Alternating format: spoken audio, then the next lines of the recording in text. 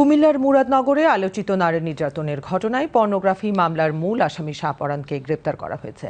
আজ কারওয়ান বাজারে র্যাবের লিগ্যাল অ্যান্ড মিডিয়া উইংয়ের এক সংবাদ সম্মেলনে এই তথ্য জানান র্যাব 11 এর অধিনায়ক lieutenant colonel HM Sajjad Hossain. তিনি বলেন, বৃহস্পতিবার বিকেলে কুমিল্লার বুড়িচং উপজেলায় অভিযান চালিয়ে শাহপরানকে গ্রেপ্তার করা হয়। আটককৃত শাহপরান নারী নির্যাতন মামলার মূল আসামি ফজর আলীর ছোট ভাই।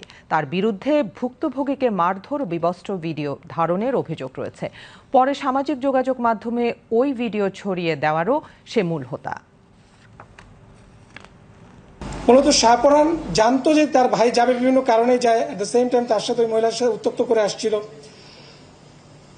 সেইভাবেই শাহপরান ফজর আলীকে এই হেনস্থা করানোর জন্য এই পরিকল্পনা 26শে জুন করেছিল।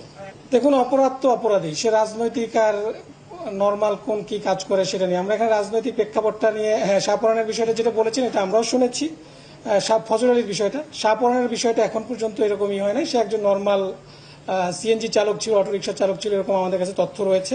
বাট তার সাথে রাজনৈতিক সংশ্লিষ্টতার কোনো বিষয় আমরা পাইনি। তারপর আমি বলবো যে এটা অপরাধের সাথে যে কোনো রাজনীতি কোনো এখানে প্রাধান্য পেতে পারে না। সেটা কারা করেছে সেটা আমাদের দেখার বিষয় না। আমাদের দেখার বিষয়টা হচ্ছে অপরাধ এবং অপরাধী। ইমোতে যে মেসেজটা দিয়েছিল সেটা হচ্ছে যে ওই দিন যাবে, এটা শাহপরান একজনকে জানিয়েছে যে আজকে যাবে, তোমরা কি তাকে এরকম করতে চাও কিনা, তাকে আপন ভাই। এটা তদন্তে বেরিয়ে আসবে। অ্যাকচুয়ালি এটা তো আমি তো এক্সপার্ট না। আপনিও যে ভিডিওটা দেখেছেন সেই ভিডিওটা আমিও দেখেছি।